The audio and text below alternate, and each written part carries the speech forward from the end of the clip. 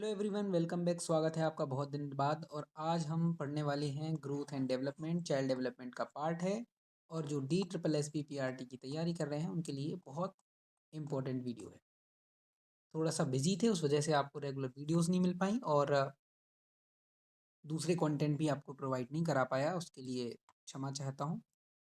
But अब थोड़ा समय आया और अब मैं आपके लिए रेगुलर कंटेंट बनाऊंगा। और शुरुआत कर रहे हैं हम DSSS PRT से, और पैरेलली चलाएंगे हम KVS PRT के टीयर 2 की तैयारी करेंगे, है ना। तो अभी मैं DSSS PRT के लिए आपके लिए पार्ट बी की कुछ वीडियोस बना रहा हूँ। आप एक दो वीडियोस देखिए।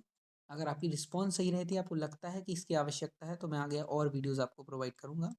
और अगर आपको इसकी आवश्यकता नहीं लग रही है, तो वो मुझे वीडियो के रिस्पॉन्स से समझ में आ जाएगा।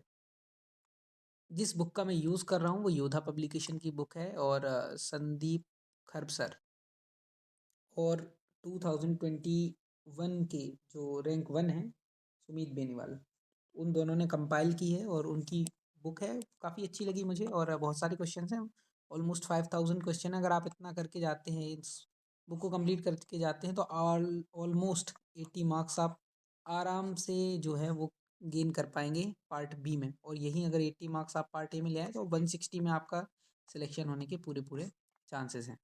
चलिए, तो समय को बिना गवाए आज हम 100 क्वेश्चंस करते हैं, फिर आप बताइएगा आपको वीडियो कैसी लगी।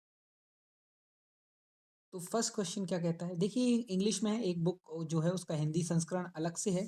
तो मेरे पास इंग्लिश का संस्करण है। हम क्या करेंगे, इसको इंग्लिश में क्वेश्चंस को पढ़ेंगे, साथ ही साथ मैं आपको हिंदी में भी जो है बोलता जाऊंगा, तो बाइलिंगुअल हो जाएगा एक तरह से, है ना। आप इस रिक्वेस्ट में ये रिक्वेस्ट मत करिएगा कि सर हिंदी में अलग से क्वेश्चंस प्रोवाइड कराइए, है ना, क्योंकि वो इस समय नहीं हो पाएगा।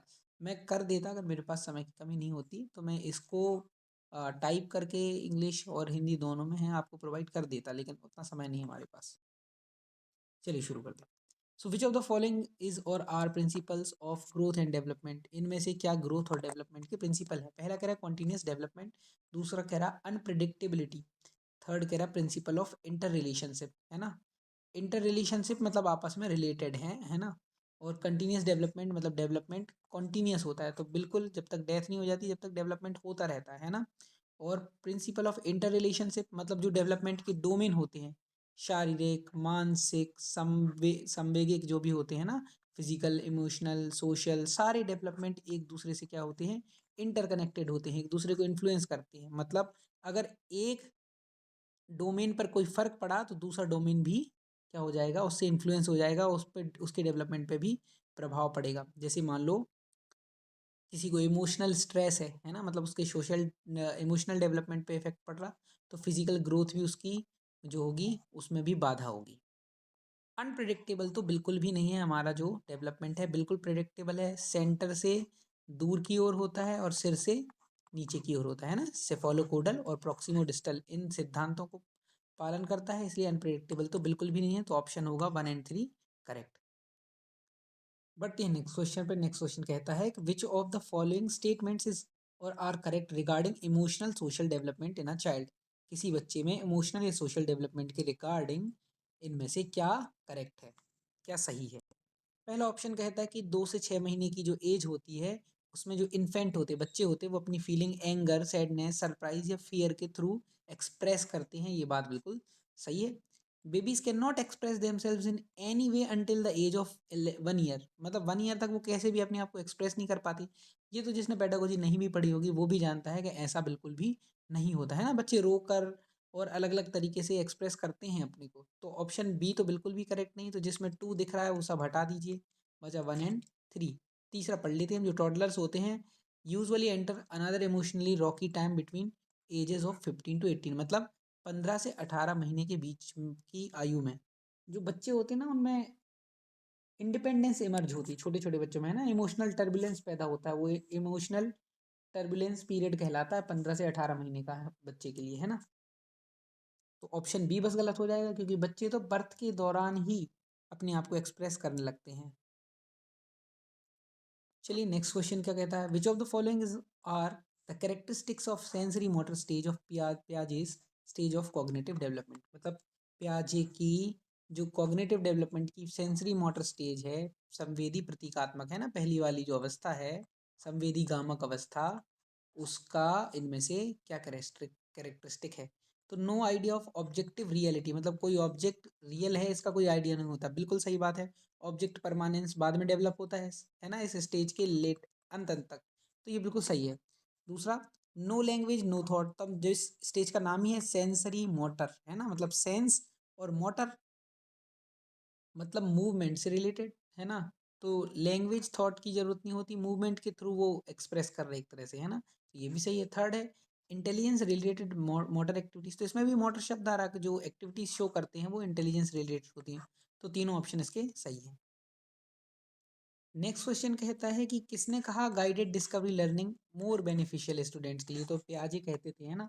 वो कहते थे कि चाइल्ड एक्टिव लर्नर होते हैं, अपने वर्ल्ड को एक्सप्लोर करते हैं, नॉलेज को कंस्ट्रक्ट करते हैं, है ना।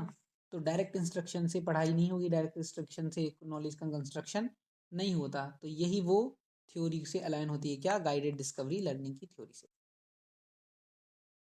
नेक्स्ट क्वेश्चन है कि पियाजे कह रहे हैं कि एक जो वो बच्चा जो 2 से 7 ईयर्स के एज ग्रुप का हो, कौन सी स्टेज में आएगा, तो पहली स्टेज होती है सेंसरी मोटर, दूसरी होती है प्री ऑपरेशनल, तीसरी होती है कॉन्क्रीट ऑपरेशनल, और चौथी क्या होती है, फॉर्मल ऑपरेशनल। तो आई होप पियाजे को सबने पढ़ा होगा, तो इसको ज़्यादा डिटेल में हम, बाकी ऑपरेशन का मतलब लॉजिक, है ना, तो लॉजिक से पहले प्री ऑपरेशनल।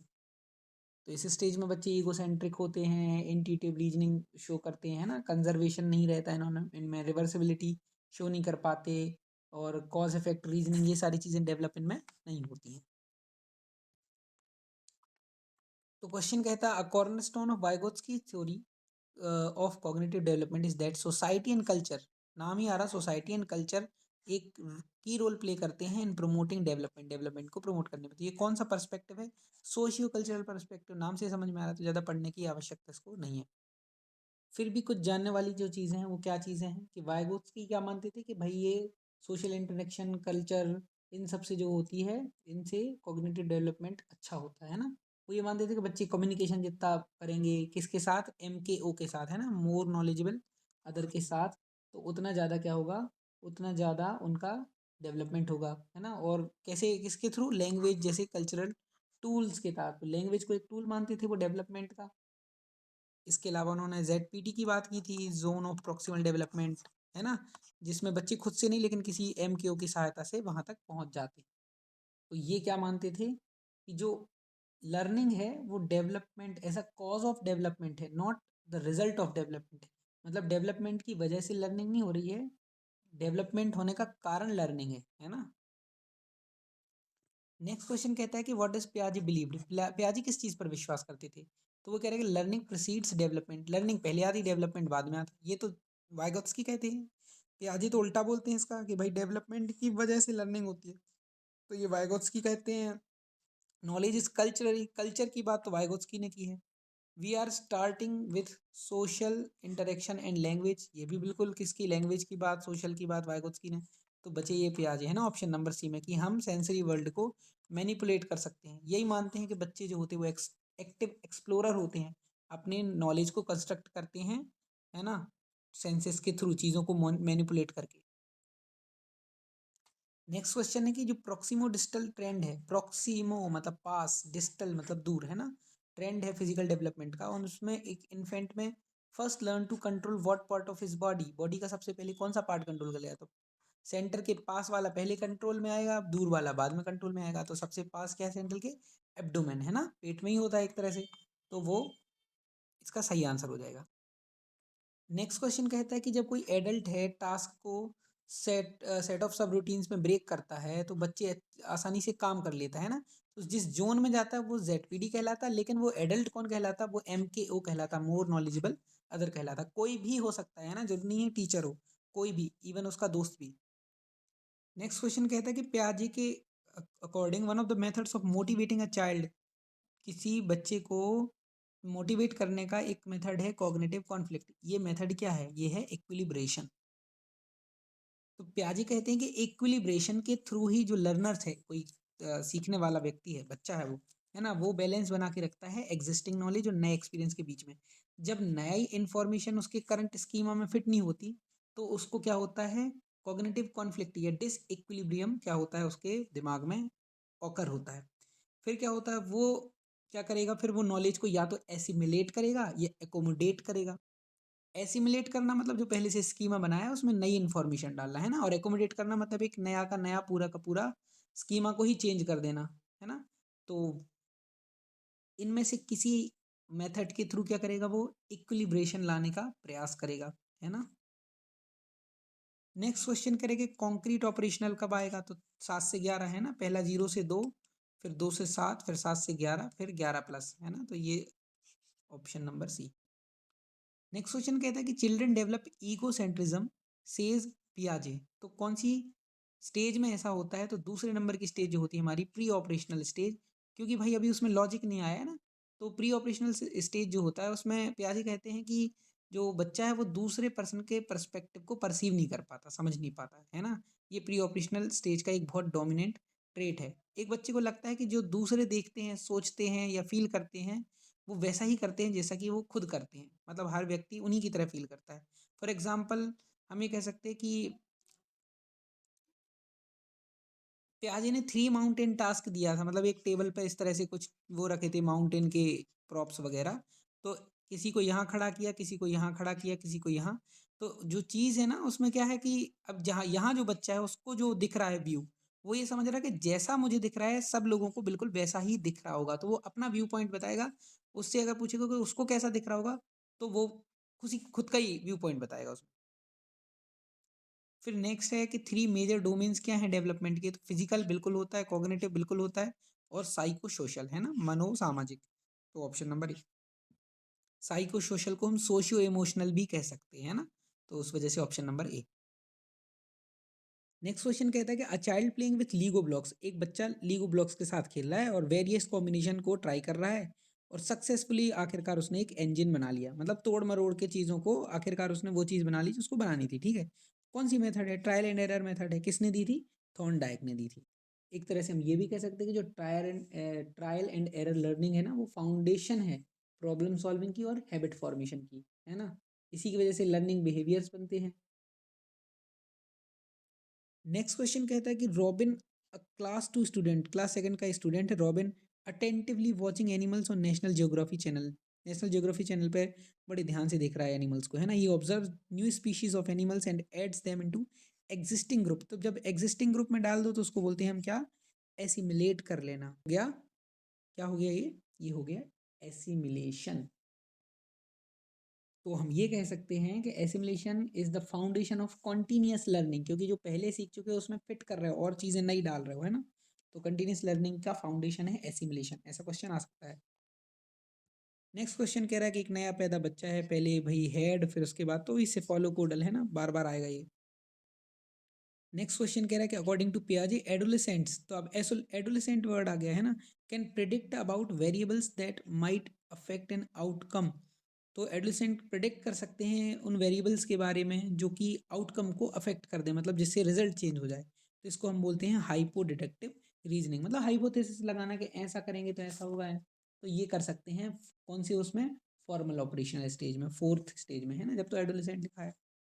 मतलब इस स्टेज में क्या है, क्रिटिकल थिंकिंग और ये सब प्रॉब्लम सॉल्विंग, व्हाट इफ वाली सिचुएशंस को सॉल्व करना जानने लगते हैं बच्चे।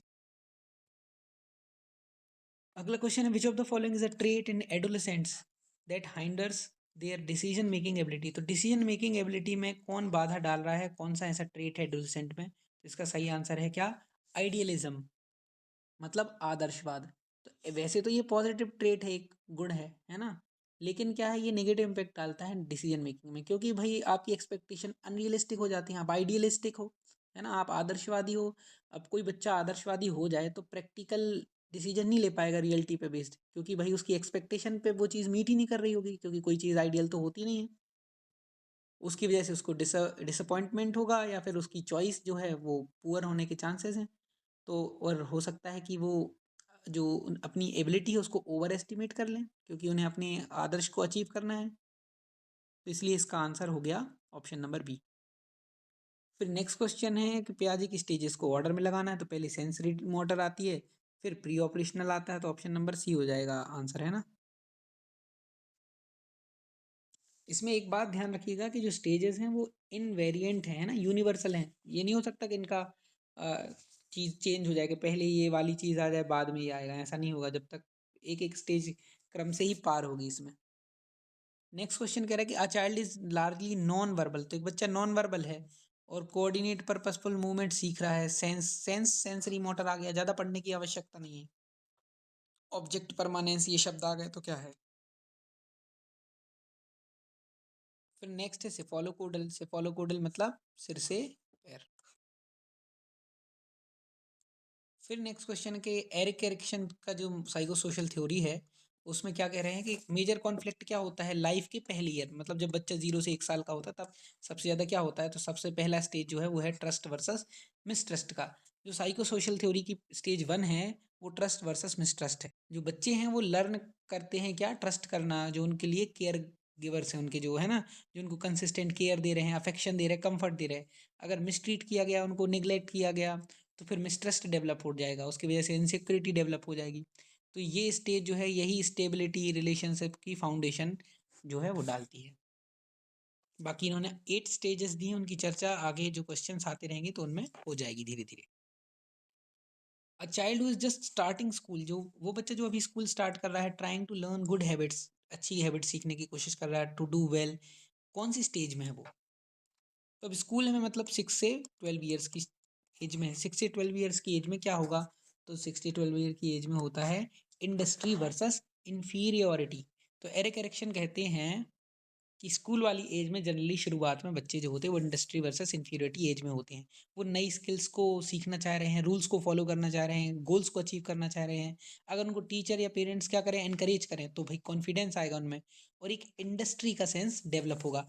अगर एक्सेसिव क्रिटिसिज्म करोगे और या फिर उनको बार बार फेलियर होगा और उसकी वजह से उनमें क्या आ जाएगी, इन्फीरियरिटी की फीलिंग आएगी। तो इस स्टेज में स्कूलिंग बहुत ही ज़्यादा इंपॉर्टेंट रोल प्ले करती है किसी बच्चे की सेल्फ एस्टीम को डेवलप करने में, शेप करने में। नेक्स्ट है process of taking information into schema, मतलब स्कीमा में आपने इन्फॉर्मेशन को टेक किया है, स्कीमा को मॉडिफाई नहीं किया है ना, तो एसिमिलेशन आएगा ये। नेक्स्ट क्वेश्चन है कि इमोशनल डेवलपमेंट ऑफ चिल्ड्रन, बच्चे का इमोशनल डेवलपमेंट कहाँ होगा, तो जहाँ क्लासरूम का एनवायरनमेंट डेमोक्रेटिक होगा वहाँ होगा, है ना। अगर अथॉरिटेरियन रहोगे, सत्तावादी, अगर आप पूरी उन पे बच्चों पे नकेल कस के रखोगे तो कैसे इमोशनल डेवलपमेंट होगा। कोई भी इन्वॉल्वमेंट ही नहीं रहेगा टीचर का तो फिर कैसे होगा। बहुत कंट्रोल रखोगे तो कैसे होगा, इसलिए डेमोक्रेटिक सही है।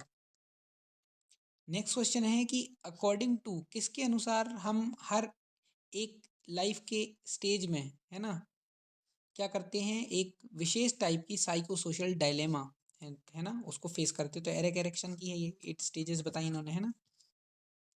नेक्स्ट है लॉरेंस कोहलबर्ग, मोरल डेवलपमेंट से रिलेटेड है। नेक्स्ट क्वेश्चन है कि which of these stages by Erikson refers to adolescence, तो एडोलेसेंस में क्या आ रहा, तो अभी 6 से 12 वाला हमने पढ़ा था, इंडस्ट्री वाला था, तो इंडस्ट्री के बाद एक और आएगा क्या, आइडेंटिटी वर्सेस रोल कंफ्यूजन। मतलब अब अगर बच्चा इंडस्ट्रियस है तो वो आइडेंटिटी बनाने का ट्राई करेगा, है ना, वरना क्या रहेगा, रोल कंफ्यूजन में रहेगा। अगर इंडस्ट्रियस था बच्चा तो उसकी आइडेंटिटी बनेगी वो। ये वाली स्टेज उसके बाद वाली स्टेज है कि अगर आइडेंटिटी बन गई तो फिर उसके बाद क्या होगा, या तो वो इंटीमेसी रखेगा या फिर आइसोलेशन में चला जाएगा। अगर रोल कंफ्यूजन में रहा तो चांसेस है कि आइसोलेशन में चला जाएगा। नेक्स्ट क्वेश्चन है कि इनमें से क्या डायरेक्टली इन्फ्लुएंस कर सकता है डेवलपमेंट को, सेल्फ एस्टीम के डेवलपमेंट को किसी एडोलेसेंट में, मतलब कोई युवा है उसमें सेल्फ एस्टीम का डेवलपमेंट को कौन डायरेक्टली इन्फ्लुएंस कर सकता है। डायरेक्टली शब्द आ गया मतलब घर का एनवायरनमेंट, इसका बहुत इफेक्ट पड़ता है भाई। पेरेंट्स कैसे एक्सेप्ट कर रहे हैं अपने बच्चों को, एनकरेज कर रहे हैं, बड़ा इमोशनल वार्मथ दे रहे हैं उनको, है ना, कॉन्फिडेंस में ला रहे हैं उनको, पॉजिटिव सेल्फ इमेज बनाने का ट्राई कर रहे हैं बच्चे की। तो भाई इस वजह से सेल्फ एस्टीम अच्छी डेवलप होगी। लो सेल्फ एस्टीम बनेगी अगर उनको बहुत ज़्यादा पेरेंट्स क्रिटिसाइज कर रहे हैं या फिर निगलेक्ट कर रहे हैं या फिर भाई ऐसी एक्सपेक्टेशन रख रहे हैं जो रियलिस्टिक ही ना हो, है ना। तो ऐसे ऐसे फैमिली के कम्युनिकेशन का बहुत ज़्यादा क्या है उसमें रोल है। नेक्स्ट क्वेश्चन कहता है कि attention in adolescents become more selective, मतलब एडोलेसेंट्स में जो अटेंशन है वो और ज़्यादा सिलेक्टिव हो जाता है, मतलब इस चीज़ पे अटेंशन देंगे, इस पे नहीं देंगे, है ना, सिलेक्टिव अटेंशन। क्या इस स्टेटमेंट को इनमें से एक्सप्लेन कर रहा है। पहला, they improve their ability to concentrate on the task related to stimuli, तो लग तो यही रहा है ना कि वो इम्प्रूव कर देते हैं अपनी एबिलिटी को, एक तरफ एकाग्रता। They show less interest in some task, ये भी एक कुछ कुछ हद तक तो ठीक है। They can not be motivated easily, ये तो गलत ही है, नेगेटिव नहीं लेना है। They like to choose their task, ये भी एक तरह से थोड़ा सा सही है। लेकिन ज़्यादा सही क्या है? ज़्यादा सही ऑप्शन नंबर 1, क्योंकि भाई सिलेक्टिव अटेंशन है ये, है ना। सिलेक्टिव अटेंशन में problem solving, planning, academic performance, ये सारी चीज़ें क्या होती हैं, ये इन चीज़ों को सपोर्ट करता है कौन? Selective attention. It is linked with prefrontal cortex development which continues to mature into early adulthood. मतलब अगर सिंपल सी बात अगर ये कहा जाए कि भाई जो सिलेक्टिव अटेंशन है अगर वो डेवलप हो जाए तो इसका मतलब है ऐसी एबिलिटी डेवलप हो गई कि एक रिलेवेंट जो काम का स्टिमुलाई है उसको उस पर फोकस कर सकते हैं बच्चे, और जो दूसरी डिस्ट्रैक्शन है उनको इग्नोर कर सकते हैं। तो ये युवावस्था में आ जाती है। नेक्स्ट क्वेश्चन कहता है कि adolescence is a period of rapid development when young people acquire new capacities and are faced with new challenges, hence support in development, which of the following is essential at this stage। तो कह रहे गति बहुत विकास की तीव्र होती है adolescence में, और नई नई कैपेसिटीज, नई नई योग्यताएं धारण कर लेते हैं कौन? Young people. तो कह रहे इनमें से क्या बिल्कुल एसेंशियल है, अनिवार्य है, इस स्टेज में होगा ही होगा? देखते हैं ऑप्शंस को। तो चार ऑप्शन को आपको ध्यान से पढ़ने में लग रहा होगा कि कुछ और हो या ना हो, बट लाइफ स्किल्स तो आएंगी। लाइफ स्किल्स का मतलब क्या है? डिसीजन मेकिंग की पावर हो गई, इमोशनल रेगुलेशन, अपने इमोशंस को रेगुलेट करना, कम्युनिकेशन, है ना, ये स्ट्रेटजीज चेंज करना, बदलना, ये सारी चीज़ें तो आएंगी आएंगी ना। भले ही वो भाई फिजिकल फिट हों, एकेडमिकली एक्सीलेंस प्राप्त करें या ना करें, लेकिन लाइफ स्किल आएंगी। ऑप्शन नंबर सी।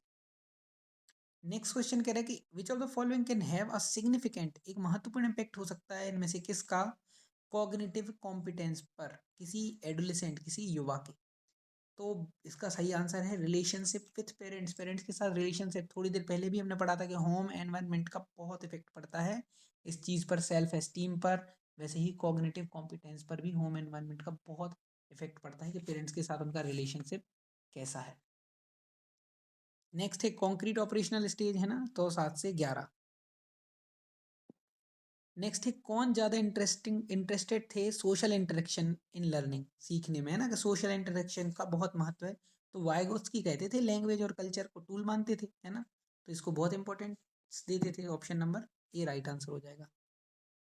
वही डायरेक्शन ऑफ डेवलपमेंट फिर से, तो सेफोलो कोडल, है ना, सेफोलो टू कोडल, सेफोलो कोडल, है ना, ये प्रॉक्सिमो डिस्टल, ये उल्टा है। फिर नेक्स्ट वही domain, psycho social, cognitive, physical. Psycho social को सोशियो इमोशनल भी कह सकते हैं आप। नेक्स्ट क्वेश्चन के सारे एनिमल्स के 4 लेग्स होते हैं, और अगर किसी टेबल के 4 लेग्स हैं, 4 लेग्स हैं, तो table is also an animal, table भी एनिमल है। अगर आप ऐसा लॉजिक लगा रहे हो, किस तरह की रीजनिंग है, किस तरह का लॉजिक है, तो ये कहलाता है डिडक्टिव रीजनिंग। डिडक्टिव रीजनिंग या निगमनात्मक तर्क क्या कहलाता है? ऐसी लॉजिकल प्रोसेस जिसमें कोई कंक्लूजन हमने ड्रॉ किया जब हमारे पास पहले से सेट ऑफ स्टेटमेंट हों जिनको हम ये मानते हैं कि ये सही है, और सारे अगर सेट ऑफ स्टेटमेंट अगर ट्रू होते हैं तो कंक्लूजन जो है लॉजिकली फॉलो करना चाहिए, है ना। जैसे वो अपना न्याय वाक्य होता है ना कि सभी कुत्ते जो हैं वो बिल्लियां हैं, सभी बिल्लियां चूहे हैं, इस तरह से फिर उस हिसाब से हम चीज़ें निकालते हैं ना, वो डिडक्टिव रीजनिंग है। नेक्स्ट है according to Piaget's cognitive development theory. पियाजी की कॉग्निटिव डेवलपमेंट थ्योरी के अनुसार एक बच्चा जो है वो कैपेबल है लॉजिकल थिंकिंग का। कब वो आएगा? वो प्री ऑपरेशनल में तो आएगा नहीं, मतलब ऑपरेशन के पहले है वो तो किस में आएगा? कॉन्क्रीट ऑपरेशन में लॉजिकल थिंकिंग आएगी। Option number B. Next question है कि which of the following method a does child uses to solve a mathematics puzzle. Mathematics puzzle को सॉल्व करने के लिए एक बच्चा कौन सी मेथड का यूज़ करेगा? तो ट्रायल एंड एरर, बार बार भाई ट्राई करेगा, ज़्यादा से ज़्यादा क्या होगा? गलत होगा। फिर उसको पता चल जाएगा कि ये वाली स्ट्रेटेजी काम की नहीं है, नई स्ट्रेटेजी अपनाता हूँ, है ना। तो थोड़ी सी अतिरिक्त जानकारी क्या लेते हैं कि जो हमारे थॉर्नडाइक हैं वो कहते हैं लॉ ऑफ इफेक्ट पड़ता है। मतलब अगर सक्सेस मिलेगी आपको तो न्यूरल कनेक्शन जो होंगे वो स्ट्रेंथन होंगे, उसकी वजह से क्या होगी? उसकी वजह से वो रिस्पॉन्सेज मिलने के चांसेस ज़्यादा रहेंगे जिनमें क्या है, रिवार्ड मिलता है बच्चे को। लीजिए अगला क्वेश्चन भी वही कह रहा है कि अकॉर्डिंग टू थॉर्नडाइक कहते हैं कि pleasant experiences has a lasting impact on the learning. मतलब अगर एक्सपीरियंस अच्छा है ना बच्चे का, जो चीज़ उसने की है बिहेवियर पर, है ना, तो उसका इम्पैक्ट जो है वो लास्टिंग लंबे समय तक चलता है। तो the law emphasises the role of rewards and punishment. तो वो कौन सा लॉ है ना? तो ये कहलाता है लॉ ऑफ इफेक्ट। क्या इफेक्ट पड़ेगा, जो बच्चे ने क्रिया की, जो रिस्पॉन्स दी, उसका क्या इफेक्ट पड़ने वाला है, क्या उससे रिवार्ड मिलेगा, क्या उससे पनिशमेंट मिलेगी, उस पर डिपेंड करेगा कि उसकी लर्निंग कितनी देर तक लास्ट करेगी। नेक्स्ट है कि अकॉर्डिंग टू सेलमैन के अनुसार what age group do social perspective take shape. तो सोशल पर्सपेक्टिव कब शेप ले लेता है, कौन सी एज में ले लेता है सेलमैन के अनुसार? तो ऑप्शन नंबर डी 14, एडल्ट्स के एज में। तो जो रॉबर्ट सेलमैन है, उन्होंने क्या दी, उनकी स्टेज, उन्होंने थ्योरी दी अलग अलग है ना, सोशल पर्सपेक्टिव टेकिंग की। तो उसके अनुसार वो ये कह रहे हैं कि जो बच्चा है वो सोशल पर्सपेक्टिव, सोसाइटी का पर्सपेक्टिव कब ले लेगा, जब वो एडल्टहुड में आ जाएगा। ज़्यादा डिटेल में अभी इसको पढ़ने की जरूरत नहीं है। नेक्स्ट क्वेश्चन कहता है कि growth spurts are prominent in hands and legs of early adolescents due to dash. तो ये कह रहा है कि जो अर्ली एडोलेसेंट्स होते हैं ना, उनके हैंड्स और लेग्स में ग्रोथ के स्पर्ट्स जो होते हैं वो प्रोमिनेंट होते हैं, मतलब पहले खास इन हिस्सों में होते हैं, हैंड्स में और लेग्स में। मतलब ये तो सिफोलोकोडल जो है इससे ऑपोजिट हो गया है ना। सिफोलोकोडल मतलब क्या है, सिर से पैर की ओर होना चाहिए, लेकिन ये पहले हो गया। तो ये एक तरह से हुआ रिवर्स सेफालोपोडल डेवलपमेंट हो गया एडोलेसेंट्स में, है ना, ध्यान रखिएगा।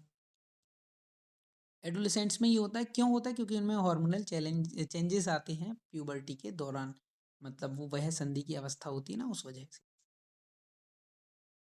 नेक्स्ट क्वेश्चन है कि कॉग्निटिव डेवलपमेंट एक ऐसी प्रोसेस है जो कि ऑकर होती है due to biological maturation and interaction with the environment. This was put forth, किसने कहा था ऐसा? तो बायोलॉजिकल मैच्योरेशन शब्द आ जाए मतलब जीन पियाजी ने इनकी चर्चा की थी। जीन पियाजी क्या कहते हैं कि कॉग्निटिव डेवलपमेंट बायोलॉजिकल मैच्योरेशन और अपना जो एनवायरनमेंट है उनके एक्सपीरियंस के इंटरेक्शन के साथ की वजह से होता है किसी का भी कॉग्निटिव डेवलपमेंट। उन्होंने देखा कि बच्चे एक्टिव लर्नर हैं, अपनी नॉलेज को एक्सप्लोर करके अडेप्ट करके खुद बनाते हैं, है ना। और ये सब कैसे करते हैं? एसिमुलेशन, एकोमोडेशन, इक्विलिब्रेशन, इन सबके through.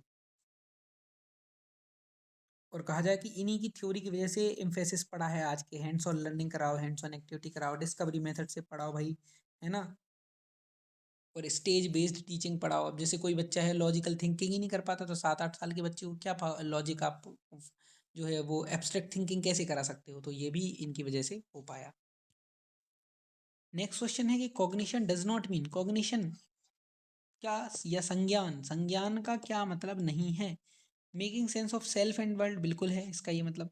Storage in retrieval of information, information को स्टोर करना और रिट्रीव करना, ये भी बिल्कुल कॉग्निशन का मतलब है। मीनिंगफुल लर्निंग, बिल्कुल। थिंकिंग एंड डूइंग, अब डूइंग मतलब वो फिजिकल से रिलेटेड है ना, तो कॉग्निशन से रिलेटेड नहीं है थिंकिंग एंड डूइंग। तो थोड़ा थोड़ा आपको लग रहा होगा कि थिंकिंग तो आना चाहिए, बट डायरेक्टली थिंक, जो डूइंग है फिजिकल डूइंग है ना, ये सब उसको डायरेक्ट डिफाइन नहीं कर रहा, तो इसका आंसर यही होगा। नेक्स्ट कह रहे पियाजी के अनुसार एक इन्फेंट है, एक शिशु है या फिर यंग चाइल्ड का जो माइंड है वो कैसा है? तो क्या टेबुलर रासा है, ब्लैंक स्लेट है? बिल्कुल ब्लैंक स्लेट नहीं है, है ना। ये तो कौन मानते थे? ये तो जॉन लॉक की थ्योरी है बिहेवियरिस्ट की। तो ये क्या मानते हैं कि भाई वो कॉन्सेप्चुअल लर्निंग के लिए कैपेबल है, ऑप्शन नंबर बी। फिर से ये क्वेश्चन रिपीट हो चुका है, आगे बढ़ते हैं। और question number 47, the constructivist approach has been strongly influenced by. तो किसकी अप्रोच है ये भाई? पियाजे की अप्रोच है। बाद में बायगोत्स्की ने कहा जाए तो इसको और ज़्यादा क्या किया, एक्सपेंड किया सोशल कंस्ट्रक्टिविज्म के थ्रू। फिर से नेक्स्ट क्वेश्चन में क्या पूछा गया, वही फॉर्मल ऑपरेशनल स्टेज है ना, 11+ होती है। आगे बढ़, नेक्स्ट क्वेश्चन है कि अकॉर्डिंग टू लॉरेंस कोहलबर्ग, मतलब कोहलबर्ग के अनुसार एक टीचर जो है वो कैन स्टिल मोरल वैल्यूज डाल सकता है बच्चों के अंदर, कैसे? पनिश करके, भाई पनिश क्यों करेगा? कंडक्ट रूल क्लियर करके, ऐसे में क्या मोरल वैल्यूज आएंगी? बच्चों को इन्वॉल्व करो डिस्कशन में मोरल इश्यूज से रिलेटेड, है ना, उनको डिलेमा में डालो जैसे इसने डाला था, है ना, और अलग अलग स्टेज से क्वेश्चंस पूछे थे, ऐसे ही बच्चों को परेशानी में डालो कि तुम अगर उस जगह में होते तो क्या करते। तो इस तरह से चीज़ों अगर डिस्कशन करोगे तो बच्चे एथिक्स सीखेंगे, मोरल वैल्यू सीखेंगे। नेक्स्ट है fitting new information into existing schema, assimilation. Modify करो या क्रिएट करो, क्या कहलाता? एकोमोडेशन। नेक्स्ट है कि जो बच्चे होते हैं वो पोटेंशियल उनमें होता है एसिमुलेट करने का नॉलेज को, है ना, और उनसे अर्थ निकालने का। तो इस पर्सपेक्टिव से फिर टीचर क्या हुआ? तो फिर टीचर इस पर्सपेक्टिव से हुआ फैसिलिटेटर। नेक्स्ट है rapid growth in height and weight in puberty, उसको बोलते हैं ग्रोथ स्पर्ट, है ना, मतलब प्रस्फुटन, वृद्धि का। नेक्स्ट क्वेश्चन कहता है कि जो एडोलेसेंस की ग्रोथ है वो रिवर्स है। रिवर्स का मतलब ये है कि भाई जो बचपन में है, बचपन में भाई सेंटर से दूर या फिर हेड टू टो है, लेकिन जो प्यूबर्टी वाली एज है उसमें टो वाला हिस्सा पहले क्या हो जाता है, तेजी से ग्रो करने लगता है। Name the theorist who stated that cognitive development is a process which occurs due to, वो बायोलॉजिकल मैचुरेशन, एनवायरमेंटल इंटरेक्शन, किसने बात की, पियाजे ने बात की है। नेक्स्ट क्वेश्चन है कि ये थोड़ा सा इसमें डाउट है, अभी थोड़ी देर पहले हमने डिडक्टिव रीजनिंग बात की थी बट इसका आंसर इंडक्टिव दिख रहा है, तो थोड़ा सा इसको चेक करके मैं आपसे दोबारा नेक्स्ट वीडियो में इसको डिस्कस करूँगा। नेक्स्ट क्वेश्चन है कि जो साइको सोशल थ्योरी है उसके डेवलपमेंट की, उसमें इसके प्रोपोनेंट कौन है, किसने दी, किसने प्रतिपादित किया इसको, एरिक एरिक्सन ने। ध्यान रखिएगा इनने प्राइड की थ्योरी को भी एक्सपांड किया था, है ना, पर्सनैलिटी डेवलपमेंट पे जो चीज़ इन्फ्लुएंस डालती हैं उनसे रिलेटेड। नेक्स्ट क्वेश्चन क्या कहता है कि which of the following is specific stage of development in which certain types of behaviour take shape and get moulded for life, मतलब वो कोई स्पेसिफिक स्टेज क्या है डेवलपमेंट की जिसमें कुछ खास तरह के बिहेवियर बनते हैं, है ना, और वो जिंदगी भर के लिए रह जाते हैं, वो कहलाता है क्रिटिकल पीरियड। क्या कहलाता है, critical period. In this stage children are very vulnerable to injuries, मतलब उनको चोट लग सकती है। And this stage is typically characterised by rapid growth, इसमें बहुत ज़्यादा रैपिड ग्रोथ भी होती है ना, क्रिटिकल पीरियड कहलाता है ये। अब इसको पढ़ो पूरा, लास्ट ही चीज़ है कि जो मोरल डेवलपमेंट की स्टेजेस हैं वो किसने दी थी, है ना, तो वो कोहलबर्ग ने दी थी। नेक्स्ट है cognitive development stems from social interaction, from guided learning with in the zone of, तो ये जो ZPD की बात किसने की है, ज़्यादा पढ़ने की आवश्यकता इसको है नहीं अब। नेक्स्ट क्वेश्चन कहता है कि कॉग्निटिव एडवांसेस जो हैं वो सोशल इंटरेक्शन के थ्रू ही हो पाएंगे, ये किसने कहा, तो ये भी वाइगोत्स्की कहेंगे, सोसाइटी की, है ना, कल्चर की, टू इसकी बात वही करते हैं। क्या मानते हैं वाइगोत्स्की, वाइगोत्स्की कहते हैं कि भाई नॉलेज जो है वो डायलॉग के थ्रू, शेयर्ड एक्सपीरियंस के थ्रू बनता है। नेक्स्ट क्वेश्चन है कि preference to perform task like eating, picking up an object, kicking a ball using one side of the body is called, मतलब जब ये काम कर रहे हो, बॉल को किक कर रहे हो या कोई चीज़ उठा रहे हो या फिर खा रहे हो, तो बॉडी का कोई एक साइड यूज़ कर रहे हो, जैसे मैं बाएं हाथ से खाना खाता हूँ, बाएं हाथ से बॉल फेंकता हूँ, है ना, इस तरह की चीज़ें मैं करता हूँ। तो ये किसकी वजह से हो रहा है, को बोलते हैं सेरेब्रल, सेरेब्रल लेटरलाइजेशन, है ना, लेटरल पार्श्वता, तो यही इसका आंसर हो जाएगा। ये सेरेब्रल पाल्सी तो एक टाइप का रोग है।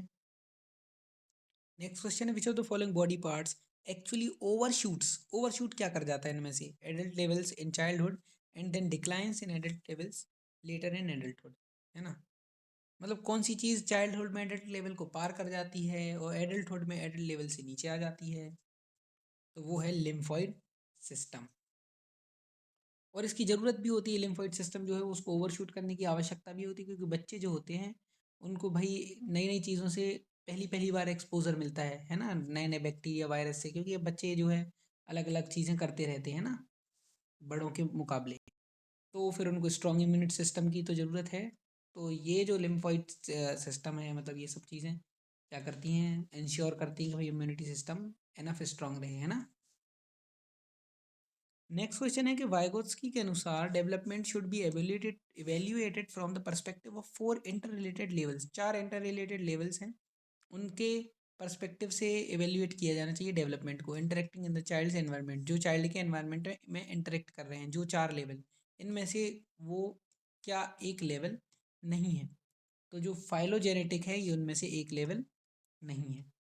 वाइगोत्स्की की जो सोशल कल्चरल थ्योरी है ना डेवलपमेंट की, उसमें 4 इंटर रिलेटेड लेवल जो हैं एनालिसिस के, जब एक बच्चे का जो डेवलपमेंट है उसको आपको एवेल्युएट करना है, जो एक लेवल है वो क्या है, ऑन्टोजेनेटिक। ऑन्टोजेनेटिक का मतलब है बच्चे की खुद की डेवलपमेंटल ट्रेजेक्टरी, जिसमें उनकी खुद की बायोलॉजिकल और फिजियोलॉजिकल ग्रोथ की पर फोकस होता है। एक है सोशियोजेनेटिक, सोशियोजेनेटिक लेवल क्या एग्जामाइन करता है कि सोसाइटी और कल्चरल फैक्टर्स हैं उनका क्या इन्फ्लुएंस है डेवलपमेंट पर। फिर एक होता है माइक्रोजेनेटिक, तो माइक्रोजेनेटिक मतलब जो शॉर्ट पीरियड, माइक्रो, माइक्रो का मतलब ये है ना, तो शॉर्ट पीरियड में जो एक सडन चेंजेस आ रहे हैं, कोई स्पेसिफिक प्रोसेस हो रही हैं, है ना, जैसे बच्चे ने कोई नई स्किल सीख ली, ये सारी चीज़ें, ये चेंजेस जो है वो माइक्रोजेनेटिक के अंदर आते हैं। और चौथा जो होता है वो होता है हिस्टोरिकल या कल्चरल, है ना। तो इसको भी कभी कभी फाइलोजेनेटिक कह देते हैं, लेकिन ये टिपिकली जो 4 कोर लेवल्स हैं उनके अंदर ये चीज़ नहीं आती है। फिर नेक्स्ट है एब्स्ट्रैक्ट थिंकिंग कब आएगी, फॉर्मल ऑपरेशनल में। नेक्स्ट क्वेश्चन है कि वाइगोत्स्की के जेडपीडी का एग्जांपल दो, जोन ऑफ प्रॉक्सिमल डेवलपमेंट। एक टीचर एक गिफ्टेड स्टूडेंट से कहता है कि how to take good class note so that the student can do even better. तो भाई टीचर मोर नॉलेजेबल है, कुछ सहायता दे रहा है, सही है ये तो। Less competent children develop with help from their more gifted peers. तो जो पियर्स हैं, जो उनके मोर गिफ्टेड हैं, उनसे लेस कॉम्पिटेंट चिल्ड्रन क्या कर रहा, डेवलप हो रहा है। तो ये भी बिल्कुल सही है, ये भी स्कैफोल्डिंग है, जेडपीडी का एग्जाम्पल है। Such homework is given which the student cannot complete on his own but can do it with help of some other teacher, है ना। तो ये भी सही है, तो ऑप्शन नंबर डी सही हो जाएगा, सबके सब सही हैं तीनों सिचुएशन। नेक्स्ट क्वेश्चन है कि पियाजे के दो अनुसार इनमें से कौन से टाइप का एक नॉलेज नहीं होता है। तो तो पियाजे के हिसाब से फिजिकल, लॉजिकल, मैथमेटिकल और सोशल 3 तरह का नॉलेज तो होता है, लेकिन लिंग्विस्ट टाइप का कोई नॉलेज, पहली बात तो ये लैंग्वेज को ज़्यादा इंपॉर्टेंस देते नहीं थे, तो ये ऑटोमेटिकली आंसर हो जाएगा अगर आपको ज़्यादा पता ना हो। थोड़ा थोड़ा इसको पढ़ लेते। फिजिकल नॉलेज मतलब जो डायरेक्ट इंटरेक्शन, ऑब्जेक्ट से डायरेक्ट इंटरेक्शन के थ्रू प्राप्त हुआ, तो फिजिकल नॉलेज। लॉजिकल मैथमेटिकल मतलब जो रीजनिंग के थ्रू कंस्ट्रक्ट किया हो। और सोशल मतलब जो किसी दूसरे से इंटरेक्शन के थ्रू सीखा गया हो, तो वो सोशल नॉलेज हो जाता है। तो नेक्स्ट क्वेश्चन है कि कौन सी टर्म बेस्ट डिस्क्राइब करेगी किसी चाइल्ड के फिजिकल ग्रोथ को। तो फिजिकल ग्रोथ क्या है, क्वांटिटेटिव ही होती है। तो अ चाइल्ड डिमांड्स इंसेंटिव, एक बच्चा इंसेंटिव डिमांड कर रहा है for doing certain house hold work, घर का कुछ काम कर रहा है तो कह रहा है चॉकलेट लाओ। कोल ब्रेक की कौन सी स्टेज है मोरालिटी की, स्टेज नंबर 2 है। स्टेज नंबर 2 क्या कहती है कि कोई टास्क कंप्लीट कर रहा है तो भाई क्या चाहिए, रिवार्ड चाहिए, एक तरह से इंडिविजुअलिज्म एंड एक्सचेंज, है ना। तो ये प्री कन्वेंशन लेवल के अंदर आता है, सेकंड स्टेज है लेवल 1 के अंदर। तो जो मोरल डिसीजंस होते हैं वो सेल्फ इंटरेस्ट के द्वारा गाइड होते हैं। I will do this if I get something in return, है ना, कोई बच्चे आपस में शेयर करते वो सारी चीज़ें। Option number 2। नेक्स्ट है प्रॉक्सिमो डिस्टल, आप जानते हैं, देखिए बार बार आ रहा है ना, अगर आप अभी भी इसमें समस्या हो रही तो आप देख लीजिएगा। नेक्स्ट क्वेश्चन है effect of heredity on a particular behaviour is indicated. मतलब हेरिडिटी, वंश वंशानुगत चीज़ों का इफेक्ट की बात कर रहे हो, है ना, ध्यान रखो। Fraternal fraternal twins express their behaviour more similarly than identical twins. तो आइडेंटिकल ट्विंस की तरह ही फ्रेटर्नल ट्विंस भी एक्सप्रेस कर रहा है, तो ये तो भाई एनवायरनमेंट का इफेक्ट हो गया एक तरह से। Identical twins express the behaviour more similarly than fraternal twins. ये किसको बता रहा है, ये बता रहा है हेरिडिटी को, कि जो आइडेंटिकल ट्विंस हैं वो ज़्यादा जो हैं, उनमें जीन्स एक ही तरह के हैं ना, एक ही चीज़ से बने हुए हैं वो ज़्यादा, तो आइडेंटिकल ट्विंस ज़्यादा ट्विंस हैं एक तरह से कहा जाए, तो उनका बिहेवियर ज़्यादा सिमिलर होना चाहिए फ्रेटर्नल ट्विंस के मुकाबले। Next question, Vygotsky social development theory led the foundation for Vygotsky. तो कंस्ट्रक्टिविज्म के लिए, है ना, तो ये सब चीज़ें तो इनके से रिलेटेड है ही नहीं। तबुला रासा जो है वो किसने दिया था, सबसे पहले जॉन लॉक ने दिया था। नेक्स्ट है कि कौन सा प्रिंसिपल नहीं है डेवलपमेंट का, तो रिवर्सिबिलिटी, मतलब रिवर्स नहीं हो सकता डेवलपमेंट। नेक्स्ट कह रहा है कि ग्रोथ किस चीज़ को रेफर कर रही है, तो क्या बिहेवियरल चेंजेस को अकेले। तो बिहेवियर चेंजेस का लेना देना ही क्या है ग्रोथ से, स्ट्रक्चर में चेंज या फिजियोलॉजिकल चेंजेस हैं, शरीर में कोई चेंज आए, स्ट्रक्चर में चेंज आए, तो बी और सी से रिलेटेड है। नेक्स्ट क्वेश्चन है growth is dash in terms of change in weight, height and size.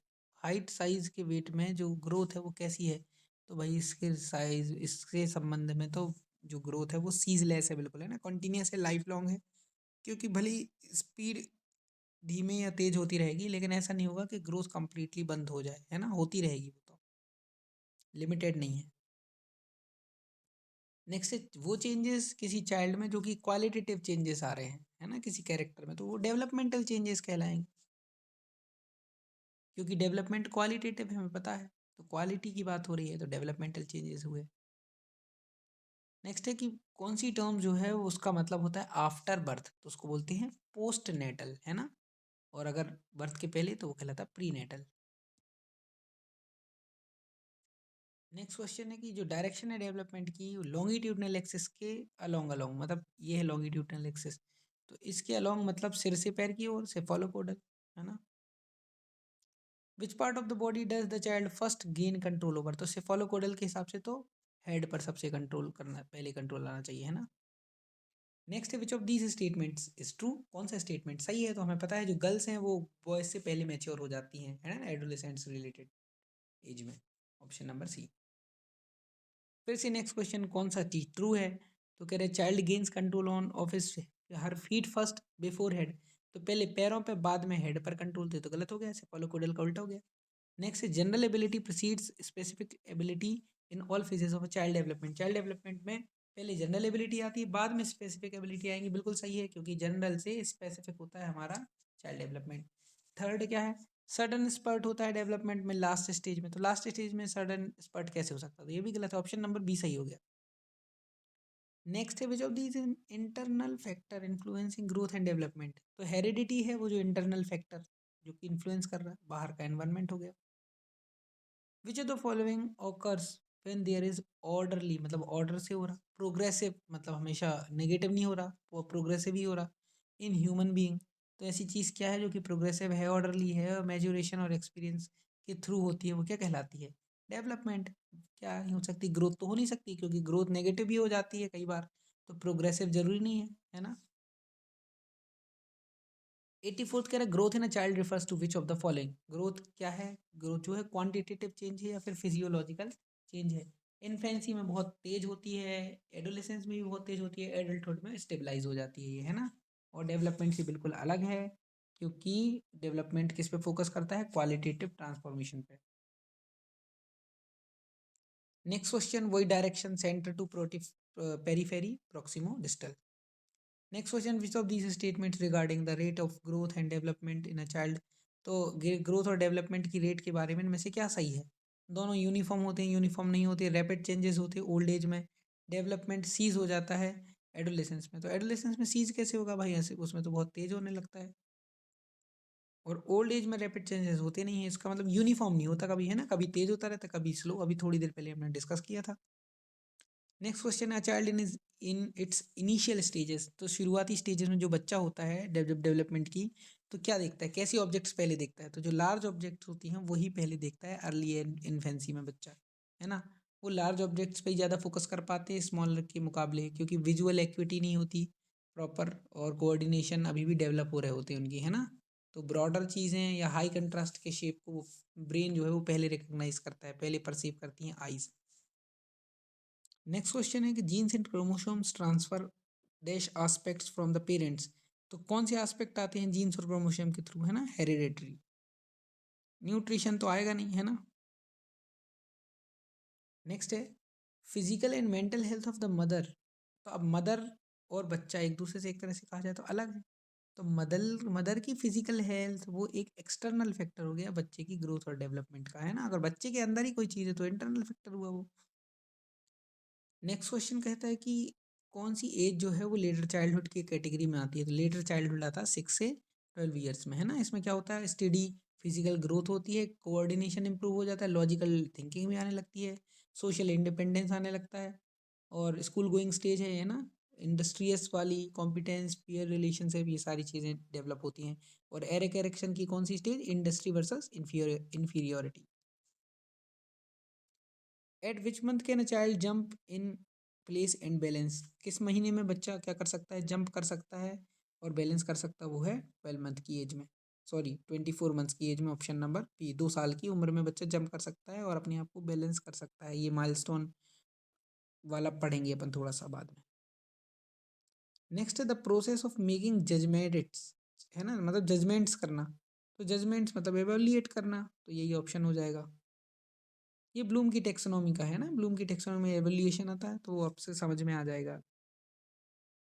Next question क्या कह रहा है कि डेवलपमेंटल डोमेन इनमें से क्या नहीं है, तो हम पढ़ चुके हैं, socio emotional psychological physical cognitive, मतलब ये नहीं है बायोलॉजिकल।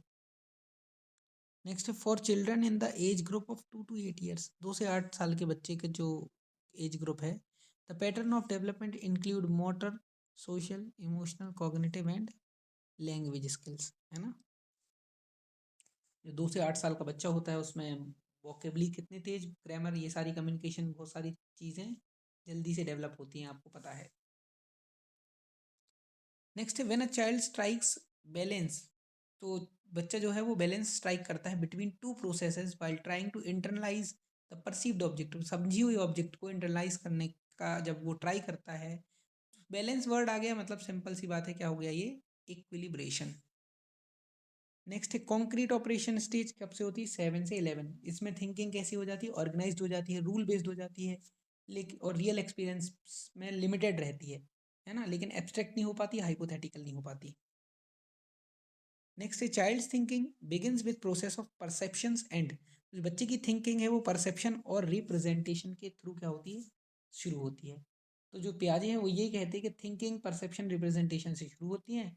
रिप्रेजेंटेशन मतलब वो ability to mentally symbolise objects and experiences, symbol बना लेते हैं ना, ट्री का सिंबल, इन चीज़ों का सिंबल बनाते हैं। नेक्स्ट है जो अर्ली इमेजिनेटिव फियर्स हैं, बच्चों को फियर होते हैं, इमेजिनरी फियर्स होते हैं, वो कब डिसअपियर होने लगते हैं, 12 साल की उम्र तक वो चीज़ें डिसअपियर होने लगती हैं, है ना, क्योंकि बच्चों में थोड़ा सा रियलिटी का ज़्यादा सेंस आने लगता है कि ये चीज़ रियल नहीं हो सकती है ना, तो उनको वो फियर धीरे धीरे गायब हो जाते हैं। ये क्वेश्चन 99 तो ये रिपीट हो गया है ना, डेवलपमेंट इसका आंसर है। 100 भी बार बार आ चुका है, ऑप्शन नंबर सी। 101 भी पढ़ लेते हैं। विच of these factors is not an internal factor of growth and development, growth and development का इंटरनल फैक्टर में से क्या नहीं, तो सोशल नेचर कहाँ से इंटरनल फैक्टर हो जाएगा, है ना, बाकी ये सारी चीज़ें तो इंटरनल फैक्टर हैं। नेक्स्ट है जो क्रॉलिंग माइलस्टोन है बच्चे का, वो किस एज में हो जाता है, कब बच्चा क्रॉल करने लगता है, तो बिल्कुल 7 से 10 महीने की उम्र में बच्चा क्या करने लगता है, क्रॉल करने लगता है, धीरे धीरे उसकी मसल्स जो होती हैं वो स्ट्रेंथन करने लगती हैं, तो उस वजह से वो क्रॉलिंग करने लगते हैं, रोल होने लगते हैं, बैठने लगते हैं। और क्रॉलिंग की वजह से ही क्या होता है, प्रिपरेशन होती है बच्चे के लिए, क्या, आर्म और लेग का कोऑर्डिनेशन बैठता है, फिर वो चलने के लिए तैयार होने लगते हैं एक तरह से। नेक्स्ट है कि इनमें से कौन सी थ्योरिस्ट जेंडर स्कीमा थ्योरी से रिलेटेड नहीं है, तो जेंडर स्कीमा थ्योरी जो है वो कैरोल लिन मार्टिन, हाल्वर्सन, इनने क्या दी थी, इन्होंने दी थी, लेकिन सिगमंड फ्राइड इससे रिलेटेड नहीं है। थ्योरी क्या कहती है, थ्योरी ये कहती है कि जो बच्चे हैं वो कैसे जेंडर के कॉन्सेप्ट्स को निर्माण कर लेते हैं कॉग्निटिव कैटेगराइजेशन और सोशल लर्निंग के थ्रू, जबकि फ्राइड तो साइकोसेक्सुअल थ्योरी की बात करते हैं, वही ओडिपस एलेक्सा फलाना ठिकाना। और ये सेंड्रा बैम इन्होंने भी दी थी जेंडर स्कीमा थ्योरी, लेकिन इनकी थोड़ी सी अलग थी। ये क्या कहते हैं कि जेंडर जो है, जेंडर की अंडरस्टैंडिंग अगर बच्चे में आती है तो सेल्फ कॉन्सेप्ट और बिहेवियर, ये सारी चीज़ें शेप होती है उसकी वजह से। नेक्स्ट है प्री ऑपरेशनल थॉट से के कॉन्टेक्स्ट में सिम्बॉलिक फंक्शन क्या है, तो सिम्बल्स या मेंटल रिप्रेजेंटेशन को यूज़ करने की एबिलिटी, बिल्कुल सही है, ऑप्शन नंबर 1।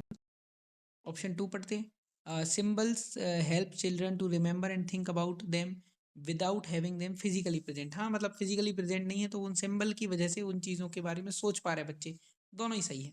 प्याजी बात करते हैं ना। नेक्स्ट क्वेश्चन है कि कितनी स्टेजेस होती हैं चाइल्ड बर्थ में, तो भाई चाइल्ड बर्थ की 3 स्टेज होती हैं, एक कहलाती है डायलेशन स्टेज, फिर एक्सपल्शन स्टेज, फिर प्लेसेंटल स्टेज। अब हम इसकी डिटेल में नहीं जाते हैं ना, आगे बढ़ते हैं।